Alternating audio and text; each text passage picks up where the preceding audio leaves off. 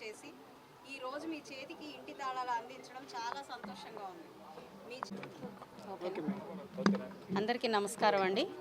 ఈరోజు సామూహిక గృహప్రవేశాల అద్భుతమైన కార్యక్రమంలో భాగంగా చుట్టుగుంటలో మాకున్న బెనిఫిషరీకి ఈ ఇంటిని అందించడం జరుగుతుంది.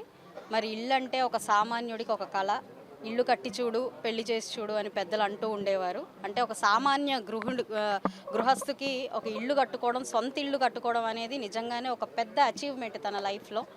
అలాంటి అచీవ్మెంట్ని, అలాంటి ఒక కళని సాకారం చేయడానికి మన సెంట్రల్ గవర్నమెంట్, అదేవిధంగా స్టేట్ గవర్నమెంట్ సంయుక్తంగా ఈ యొక్క సామాన్యుని కళ నెరవేర్చడం కోసం ఎంతో కష్టపడి ఈరోజు లబ్ధిదారునికి వాళ్ళ ఇంటి కోసం ఖర్చు అయ్యే మొత్తాన్ని వాళ్ళకి అందించి ఈరోజు లబ్ధిదారునికి తాళం అందించే పరిస్థితి వచ్చింది. అంటే కూటమి ప్రభుత్వం ఏర్పడిన తర్వాత ఇప్పుడు ఎప్పటి నుంచో దీన్ని పెండింగ్లో పడిపోయిన ఈ ఇళ్ళన్నీ కూడా యుద్ధ ప్రాతిపదికన దీన్ని ప్రారంభించి ఈరోజు సామూహిక గృహప్రవేశాల కార్యక్రమాన్ని ఏర్పాటు చేసి లబ్ధిదారులందరికీ ఇవ్వడం జరిగింది.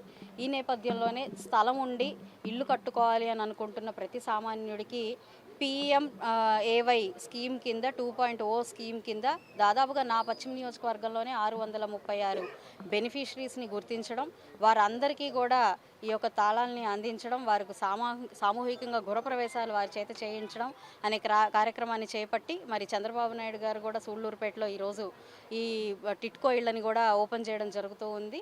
ఇల్లు సామాన్యుడికి ఎంత అవసరమో, ఎంత ముఖ్యమో దాన్ని నిజంగా ముందుకు తీసుకెళ్లిన వ్యక్తి, నాయకుడు నారా చంద్రబాబు నాయుడు గారు. మరి గత ప్రభుత్వ నిర్లక్ష్యంలో నుంచి బయటికి వచ్చి ఎంతో భారమైన నేటి పరిస్థితి, రాష్ట్ర పరిస్థితికి ఎంతో భారమైనప్పటికీ కూడా ముందు ప్రప్రథమంగా ఇల్లు పేదలకు అందజేయాలి అన్న ఒక సత్సంకల్పంతో ఎంతో భారంగా ఉన్నా కూడా కినుపటి బడ్జెట్లో మనం చూసుకుంటే 2025 బడ్జెట్లో దాదాపుగా 5,000 కోట్ల రూపాయలు కేవలం ఈ హౌసింగ్కి, మిగిలిపోయిన పనులకి దాన్ని ఖర్చు చేసి వీటిని యుద్ధ ప్రాతిపదికన పూర్తి చేసి ఫేజ్డ్ మేనర్గా ఈ ఇళ్ళన్నింటినీ కూడా వాళ్ళకి అప్పగించే ప్రయత్నం చేస్తున్నారు. చాలా చాలా సంతోషం.